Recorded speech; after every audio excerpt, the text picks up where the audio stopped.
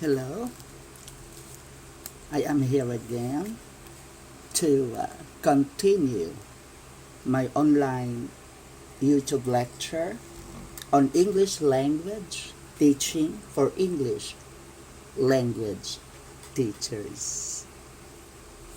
An amazing day to all English language teachers nationwide and all over the world. I would say you are all better than an amazing day when all the fragrantly rare flowers are blooming profusely at dawn in wilderness. This YouTube channel I've created with the help of Miss Sally Bolivar, with Mr. Jose Joey Bailon Bolivar, and his loving wife, Mrs. Maria Cherry Santa Maria Bolivar, whom I personally asked to assist me, finally have this opportunity of having my regular lecture via online YouTube lecture on English language teaching for English language teachers. By yours truly, Professor Jose M. Datugan is back,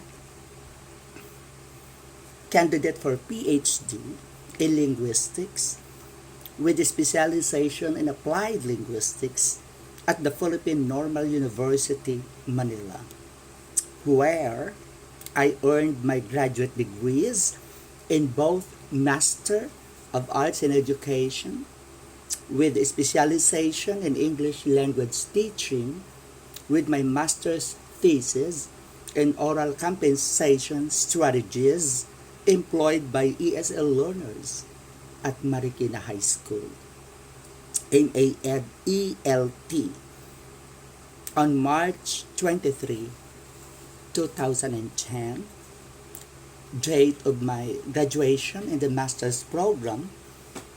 At present, I have my ongoing doctoral dissertation in critical pedagogy in ESL classroom discourse for the degree in Doctor of Philosophy in Linguistics with specialization in applied linguistics, PhD linguistics, by God's willing. Today, I have to introduce again the continuation of my lecture. If you ask me why I do this online lecture for all English language teachers nationwide, my answer is need is the main reason why I have come up with my pedagogical perspective to start delivering an online lecture which I think apodictically and pedagogically necessary, important, indispensable, or essential move for me to push on or continue with my pedagogical journey, mission, and vision to provide all English language teachers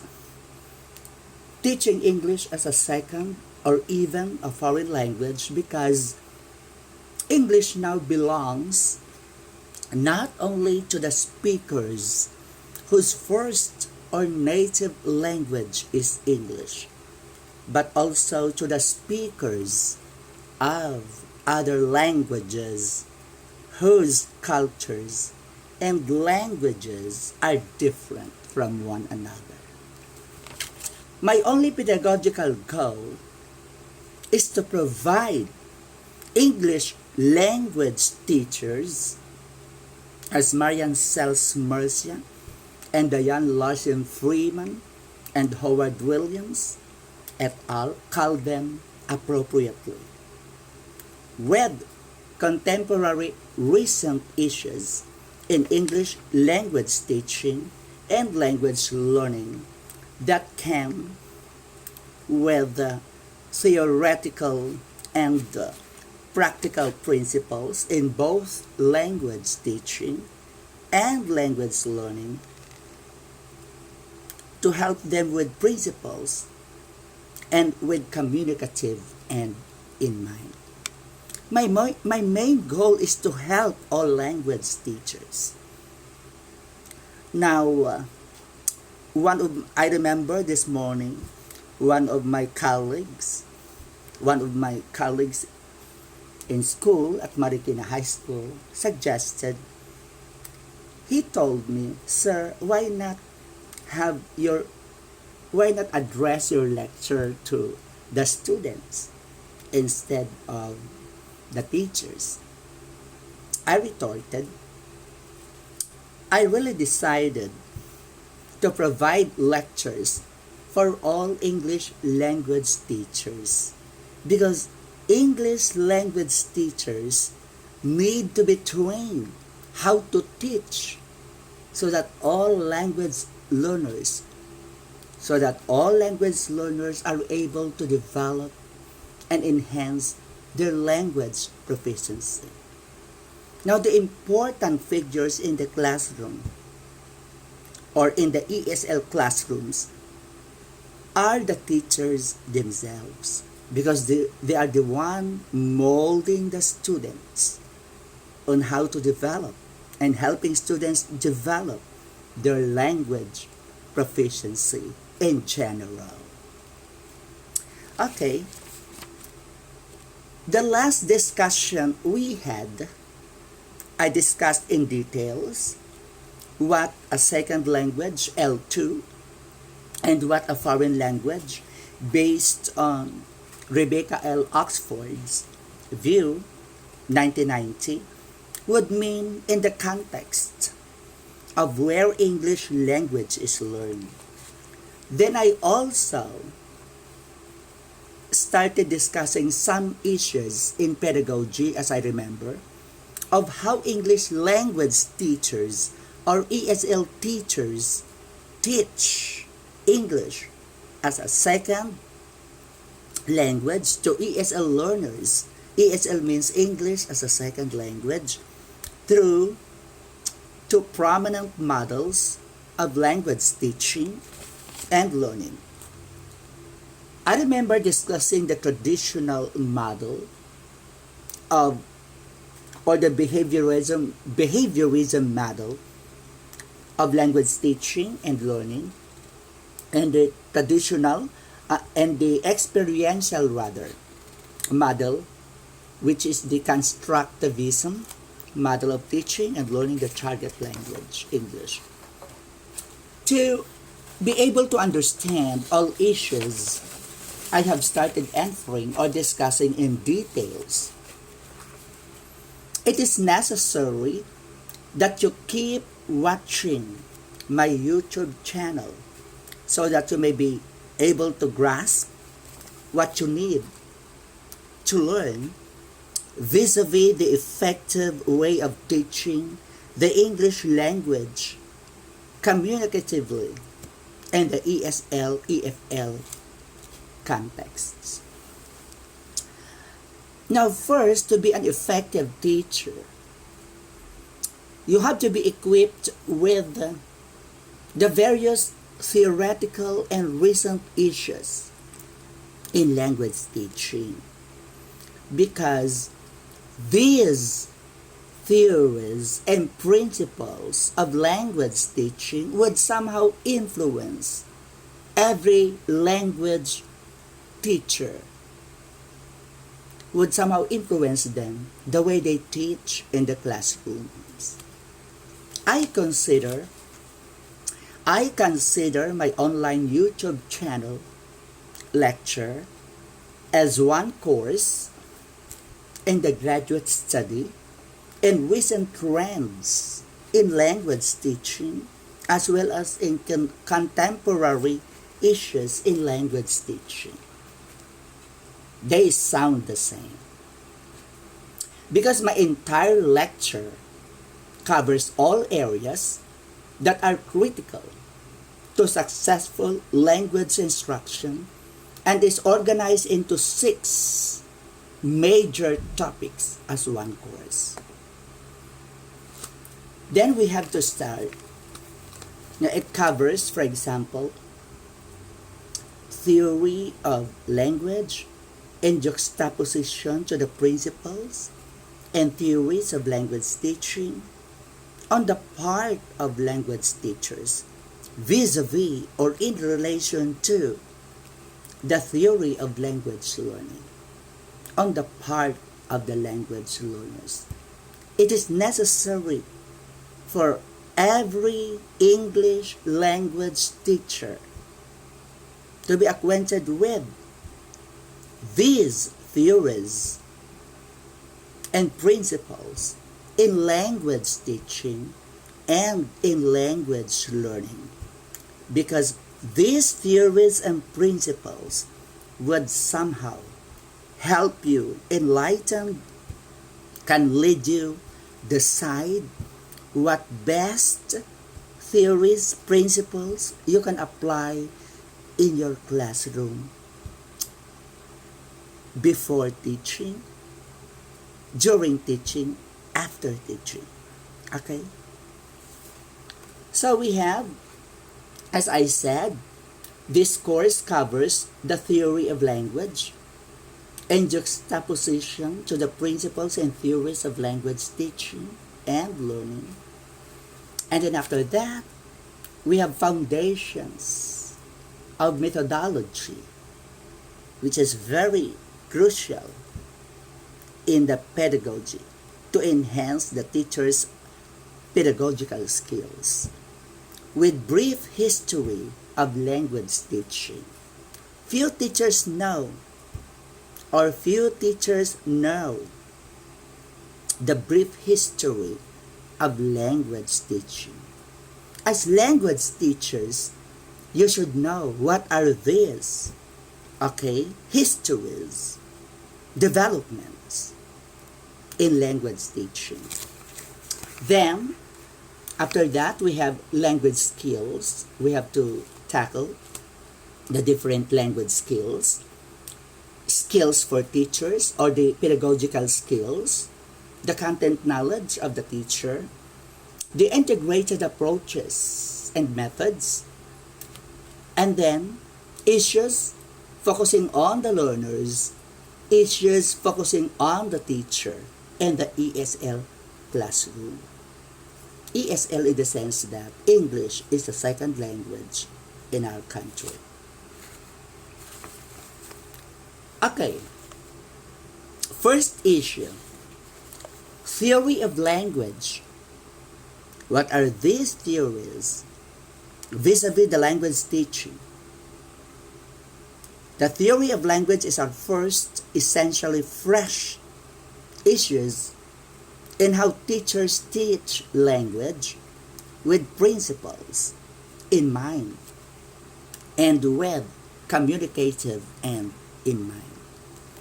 It pedagogically appears that all language teachers should teach language with principles and with communicative end in mind. We have to consider, on these issues, we have to consider the work of the giant authorities in applied linguistics, my favorite authors, Marian Sells Mercia, Donna M. Brinton, and Margaret Ann Snow, 2014, admitted, cited, and pointed out that the field of second language L2 teaching has undergone many fluctuations and shifts over the years. The nature of language teaching is dynamic, mutable, not static. That is why many teachers have encountered pedagogical problems on how to teach a particular language item later. I can help you teach effectively in the classroom.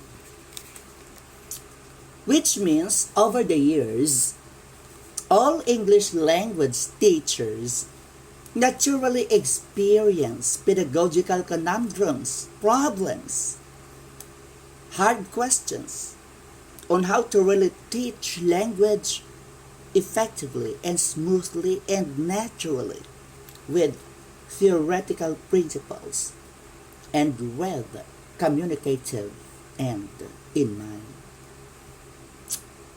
Simon Borg, 2015, who wrote the book on teacher cognition and language education research and practice, Simon Borg argues, as I concur or agree, I agree with Simon Borg's perspective,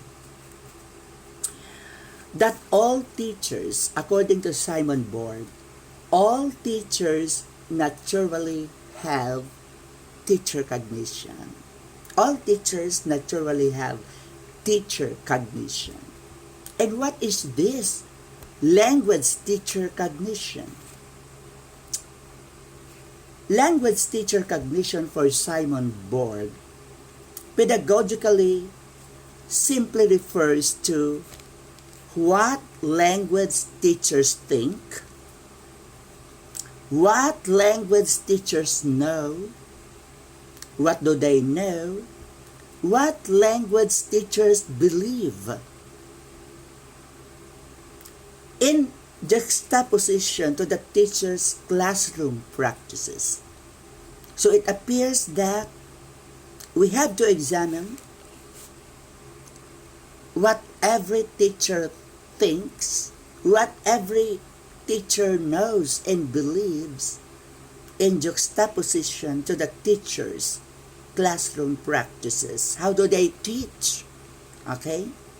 Where Simon Borg 2015 identified 4 crucial issues which has been studied from the perspective of teacher thinking, teacher planning, teacher judgment, teacher interactive decision making. That is, decisions made before teaching, during teaching, after teaching, as well as teachers' implicit theories and perspectives. All instructional and pedagogical decisions made by every language teacher are part of his or her language teacher cognition. That is why nobody could question the approach employed by a certain teacher. Why? Because that is a part of his or her teacher cognition. That is what he thinks. That is what he believes. Whatever teacher does in the classroom is a part of his cognition. Cognition refers to what he thinks, what he believes, all right? What he knows. So it appears that the success of teachers teaching in the classroom, okay, is always influenced by his teacher cognition. That is according to Simon Borg. And I believe that all teachers have language teacher cognition. That refers to teachers think, okay, language teachers thinks, how language teacher thinks, how language, okay, what he knows, what they know, what they believe, vis-a-vis their actual practices in the ESL classroom. Okay, so every decisions made. What decisions are to be made by every teacher? What decisions are to be made by every language teacher? That is one of my basic questions. Okay, decisions made. Okay, the teacher has to decide what to do before teaching, during teaching, and after teaching. So those decisions are very crucial on the part of the teacher. Okay? So it appears that all teachers, as I said, naturally have teacher cognition. That obviously refers to all types of their instructional, pedagogical decisions that have made before, during, and after, particularly in a face-to-face instruction in the ESL classrooms. In that sense, it appears that there are needs to equip English language teachers with all the recent and relevant issues in English language teaching. Okay? Because so that these pedagogical issues will somehow influence their pedagogical cognitions in how to teach English language effectively with principles and with communicative end in mind.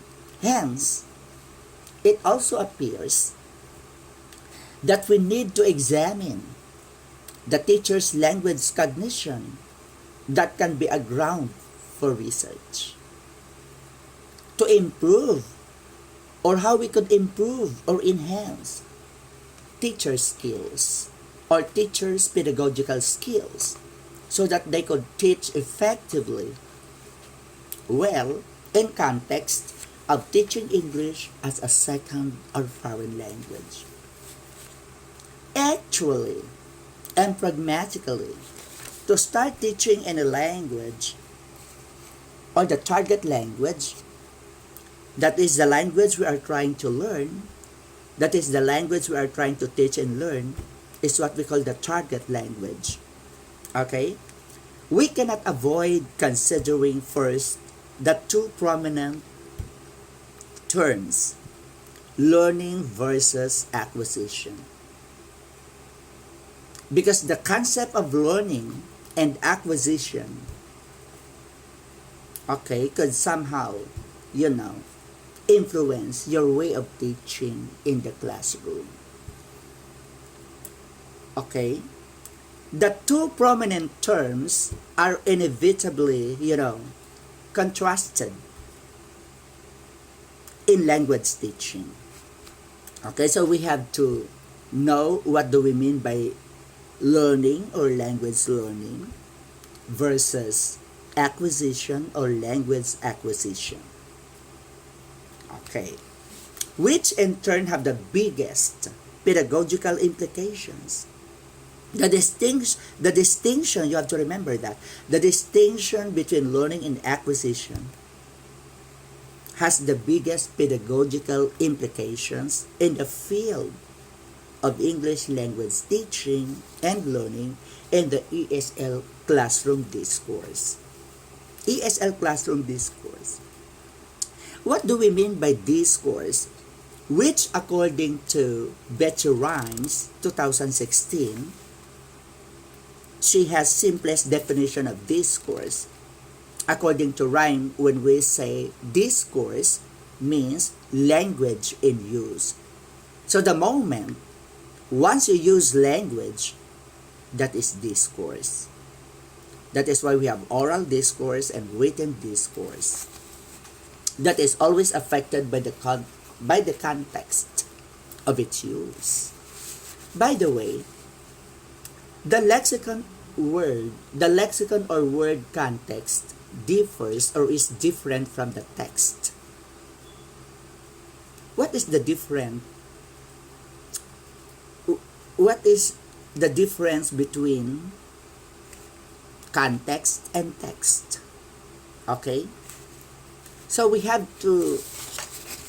to briefly discuss what do we mean by context. in language teaching. Okay. When we say context in language teaching, we are rather referring to the following: the physical context, the social context, the historical context, the psychological context, and the cultural context, which are all important in language teaching. Okay, when we say context, that may refer to physical context.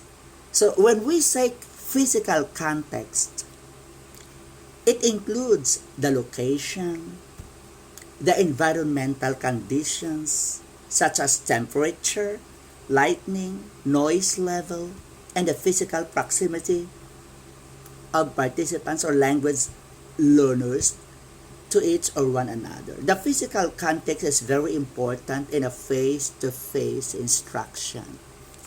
Why? Because, okay, the physical context would serve as motivation to motivate both language teacher and learners to learn better. Okay? It includes the location. How far is the school from the learner's home? Okay? The environmental conditions. Alright? Temperature, mainit ba ang classroom? Well ventilated ba ang classroom? That would somehow affect language learning and language teaching. Okay? The lighting, the noise level. Okay? Is the school situated within the city? Maingay. Alright? And the physical proximity of language learners and to each other, which are all necessary elements or parameters of physical context in the context of language teaching and learning. That is very important. What about social context? Okay, why is it important in the field of language teaching and learning? The social context that refers to the nature of the relationship that exists between and among participants. Okay? How are you related with your student? Are some students your relatives? Is one of your students your kid? Your cousin? Your nephew? Okay. So it refers to the relationship, your relationship with each other that actually exists in the classroom.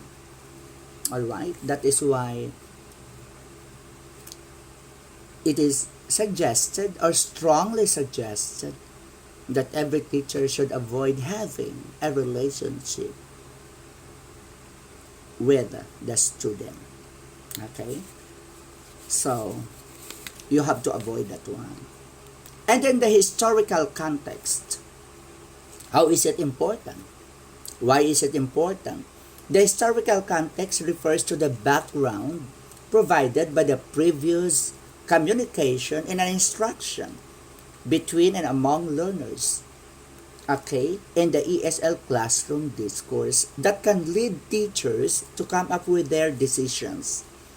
Their language teacher cognition, as Simon Borg emphasizes, in relation to their practices in the English classrooms. That is why there is also a need for you to, interview your students regarding the historical background. Okay, how long have they been in school? That is a part of their historical background. How long have they been learning English? All right.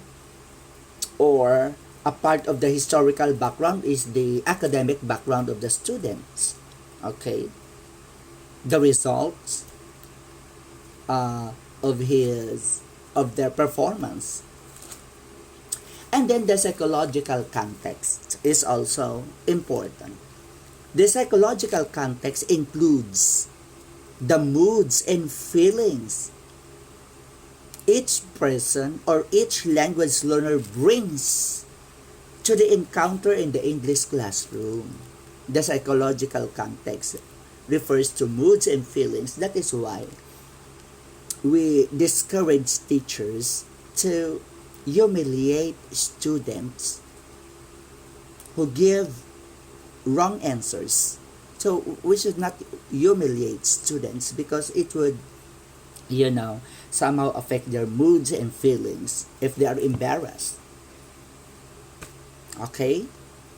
If they are insulted by giving wrong answers. Okay, so we should not do that.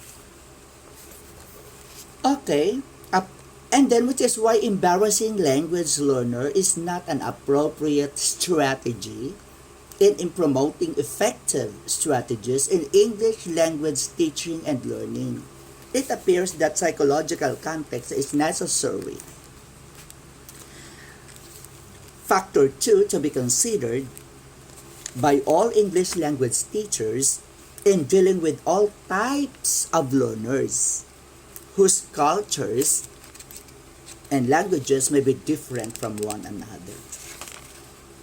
And then the cultural context, okay, which is also very important in language teaching. The cultural context includes beliefs, values, orientations, underlying assumptions, and rituals that belong to a specific culture. Okay, so how do we, put emphasis on the cultural context in the classroom? It refers to the beliefs, values, orientations, for example, religions. So not all students are Catholics, not all students have the same religion. So we have to consider that also. So we also must be gender sensitive, okay, to the students as part of their culture. Okay, that is why the principles of, under the cultural context, that is why the principles of contextualization, localization, indigenization, intertextualization, globalization, to sensitively meet every English language learner's needs and developing or enhancing his or her language proficiency in general. Now, for example, localization. What is whatever available within the environment, you localize. Okay? Contextualization, indigenization, so we have that in our curriculum. Okay, later we will discuss them in details. Okay? Those cultural and multicultural principles in the field of English language teaching and language learning. On the contrary, okay, so I have discussed context. On the contrary, text, which simply refers to a text, words that we read, have read, will read, are going to read, like any literary texts, academic texts, all essential reading materials that the students need to read refers to text. Now, going back to start teaching any language, as I have said, or the target language, that is the language we are trying to teach on the part of the teacher and learn on the part of the learners.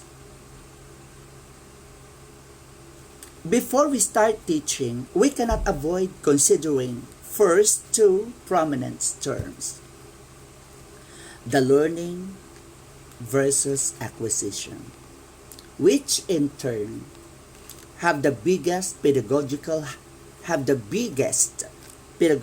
implications in the field of English language teaching and learning and the ESL classroom discourse, which according to Betcha Rhymes, language in use that is always affected by the context of its use.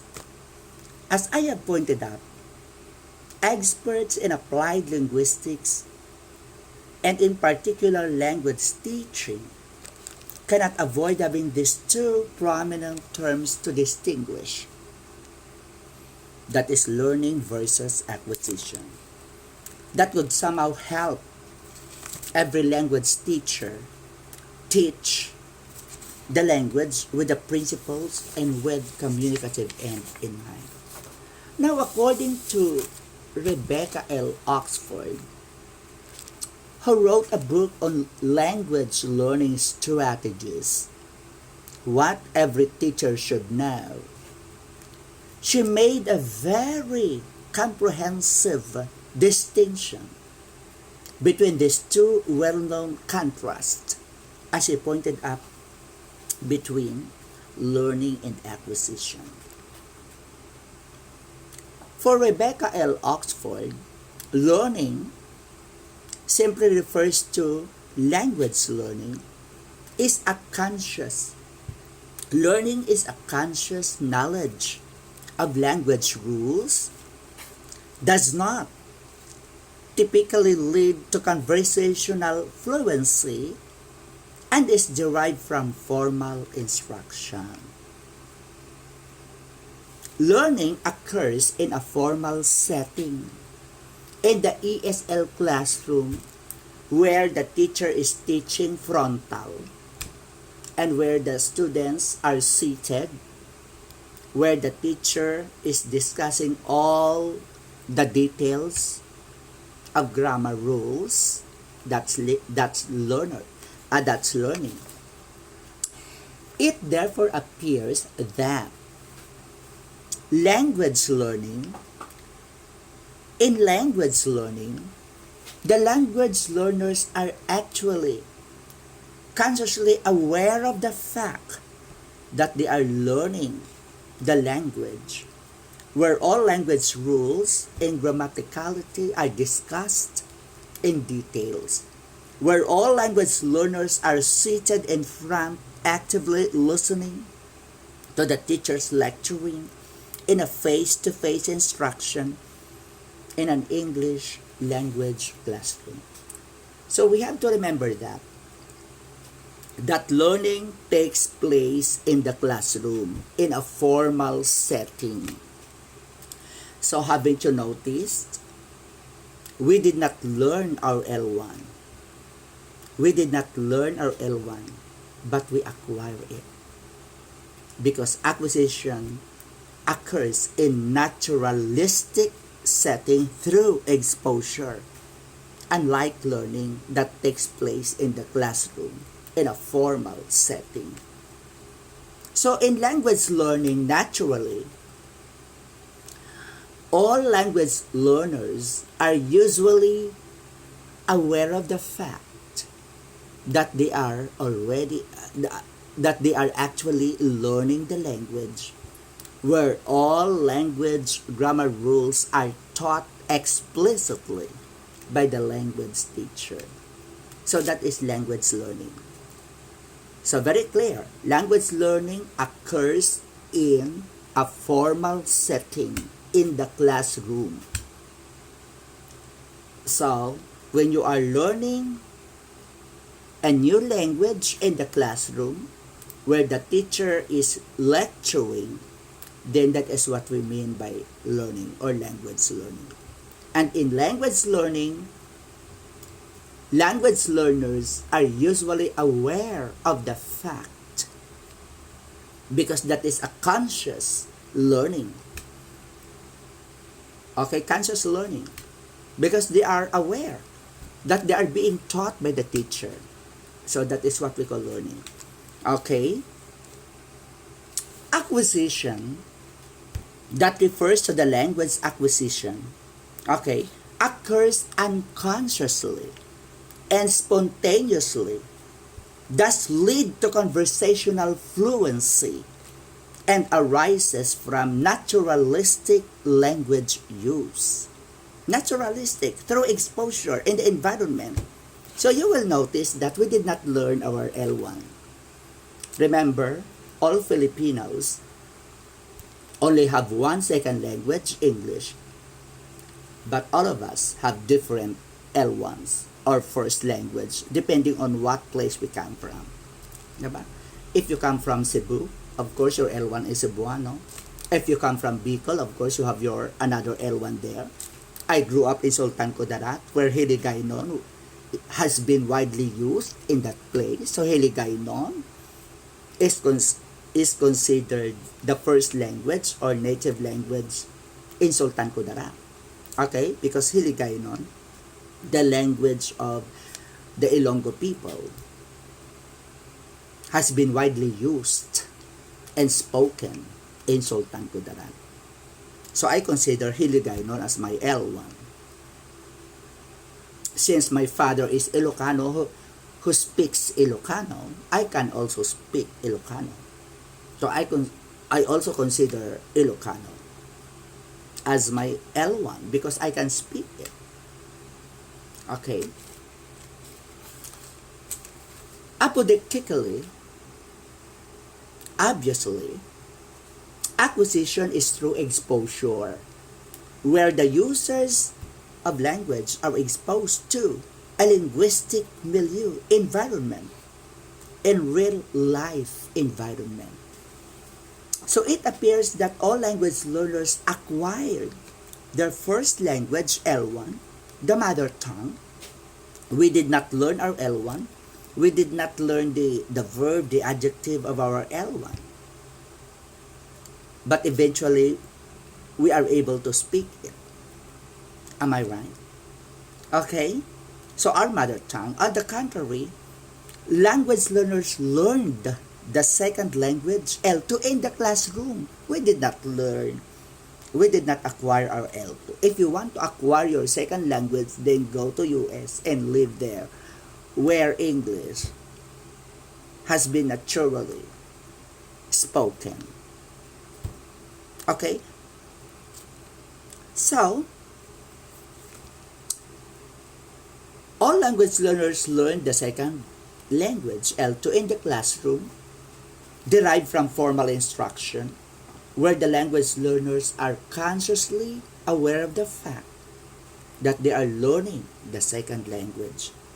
In juxtaposition, in acquisition or language acquisition, language learners or speakers are not usually aware of the fact that they are already acquiring the language because the focus is on fluency. The focus is on meaning, negotiation of meaning through exposure. So eventually you acquire that language. Alright? Unlike the language learning, you are aware that you are learning the language because it occurs through formal instruction. Okay? Because they naturally use and speak the language in the environment where they use that particular language. In conclusion, the well-known contrast of learning and acquisition has pedagogical implications that may lead English language teachers how to teach the second language, L2, the English language. So what are the pedagogical implications, by the way, of the language learning and the acquisition? So the pedagogical implication of the acquisition is that we can teach the second language the way we acquired our L1 through exposure. Expose the students. Give them more communicative activities or fluency activities as if they are exposed to their L2, to that target language. That is the pedagogical implications. Okay?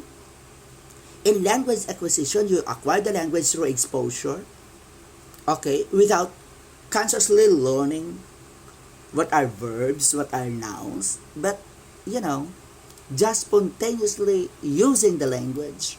We can do that. we can improvise our classrooms where we can give more fluency activities for the students to speak the second language naturally. Those are the pedagogical implications of the language learning versus language acquisition. So you can use both. Okay? You can use both. The language learning and the language acquisition. Okay? That is accuracy plus fluency. Okay? So considering my previous lecture and the status of English as a second language and as a foreign language, the teaching of English as a second language and or a foreign language, the difference between learning a second language and learning a foreign language, as I said, is usually viewed in terms of where the language is learned and what social and communicative functions within the community where it is learned. For example, in multilingual countries like Belgium, multilingual means many languages. Multilingual countries like Belgium or Canada, people need more than one language if that country is multilingual. They need more than one language for social, economic, and professional reasons. When you work in Canada or when you work in some other countries, you at least need to learn the language. When you go to Japan and work there, that is a monolingual country, you need to learn the language. So I have to make things clear. Okay? When we say monolingual countries, mono means one. Okay? It means to say that country is using their first language in almost all contexts. But it doesn't mean to say that they are not learning English. They are also learning English. In Japan, English is also taught there as a foreign language. But their first language is mainly used. They are considered monolingual countries. What are these monolingual countries? Like Korea, China, Japan, Venezuela, Spain. Even Indonesia is a monolingual country because they are mainly using their bahasa, their Indonesian language. Okay, monolingual countries are using their first language in all their academic subjects, except English. They are also learning English just for business purposes, for economic, okay? So that the world will be able to understand their product. Chinese have to learn English, okay? But they have their own language. They are monolingual countries, okay? Why monolingual? Even their newspapers are written in their own language. In the Philippines, according to our constitution, Philippines is a bilingual country. Bi means two. It means to say, Philippines is only using two major languages, Filipino and English. However, when we say Filipino, including the regional languages, Filipino pa rin yan. Sabi mo Hiligaynon, Cebuano, Pampanga, Ilocano. They all belong to a Filipino language. Okay? So that is why, according to our Constitution, so I have to read the 1987 Constitution regarding the law of our language, official languages. Okay, I have to read the Constitution. I have to quote Constitution later. Okay. Yes, in multilingual countries, Canada is a multilingual country. US is also multilingual. Okay, Belgium, Malaysia, okay, Philippines is a bilingual, Korea monolingual, China monolingual country, Japan, Venezuela, Spain, Indonesia is are all monolingual countries because they are mainly using their own language. Okay? Refugees or immigrants usually have to learn a second language in order to survive in their adopted country. In contrast, a foreign language does not have immediate social communicative functions within the community where it is learned. For example, in the Philippines, we can learn Spanish, but Spanish does not have immediate function in the Philippines. We don't use Spanish in the media. We don't use Spanish in the internet. We don't use Spanish in the workplace. But we use English on air travel. Okay? In any transportation, we use English. Even if you go to the airport, diba? When you go to the airport, what can you hear? English. All passengers bound for something like that. All passengers bound for Europe, please proceed to gate 3 right now. Okay?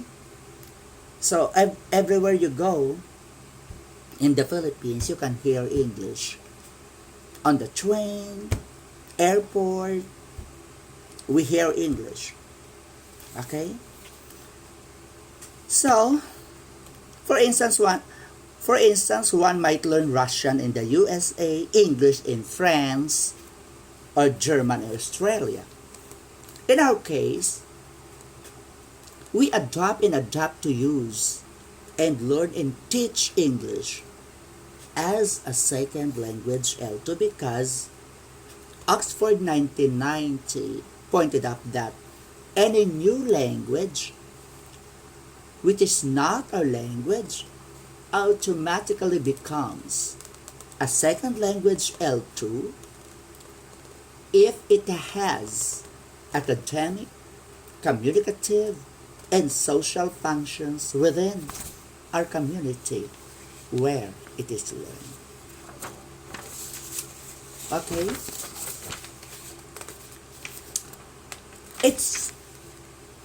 It so happens that the use of English in the Philippines as a developing state has immediate academic, communicative, and social functions within our country where it is learned.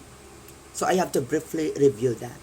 First, English as immediate function because Filipinos use English in almost all contexts. In social media, in the internet, in our country. English is the language of our technology. Here in the Philippines, even if you withdraw money from the ATM machine, instructions are in English. Okay? English has academic function because Filipino teachers who are ESL teachers use English as the medium of instruction. For example, physics teachers use English in the teaching of concept of physics. English is used in the teaching of biology, chemistry, earth science, and other subjects except Filipino subject. Alright? And then, English has communicative and social functions. In that sense, we communicate and use English with various situational contexts. In court, We use English in court. We use English in government agencies, in social media, in FB, in the internet, and in establishing good relationship with our FB friends around the globe. And the use of English as a second language, as I said, has even had legal basis. Okay, so I have to cite and quote exactly the 1987 Constitution. Our 1987 Constitution, Article 14, Section 7, provides in particular for purposes of communication and instruction, the official languages, okay, take note, the official languages ang sinabi ha, the official languages of the Philippines are, not is, are Filipino and, until otherwise provided by law, English. So in other words, pwedeng palitan in the future kasi sinabi niya until otherwise provided by law, English, period. So obviously, English, the use of English language has the legal basis in our 1987 Constitution, unless we change the 1987 Constitution and then change English to Spanish or whatsoever. So, it has a legal basis, very clear. I repeat, 1987 Constitution, Article 14, Section 7, provides, in particular, and I read, for purposes of communication and instruction, comma, the official languages of the Philippines are Filipino and, comma, until otherwise provided by law, English, period. And then there is a continuation. The regional languages, ayon yung Hiligaynon, Bicol, etc. The regional languages are the auxiliary official languages in the regions and shall serve as auxiliary media of instruction therein. And then, Spanish and Arabic shall be promoted on a voluntary and optional basis. So in other words, Spanish and Arabic are indicated in our 1987 Constitution that Spanish and Arabic languages shall be promoted, but on voluntary and optional basis, not obligatory. But the use of English is obligatory because that is stipulated in the 1987 Constitution. So, the use of English language in almost all situational contexts in our country has a legal basis.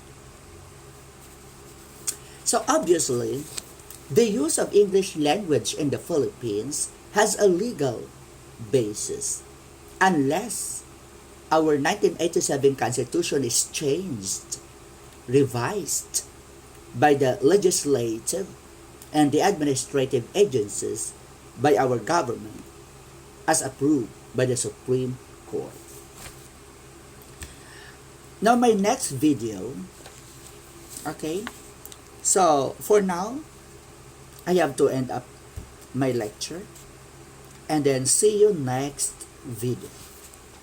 Goodbye and God bless. Thank you so much. Bye.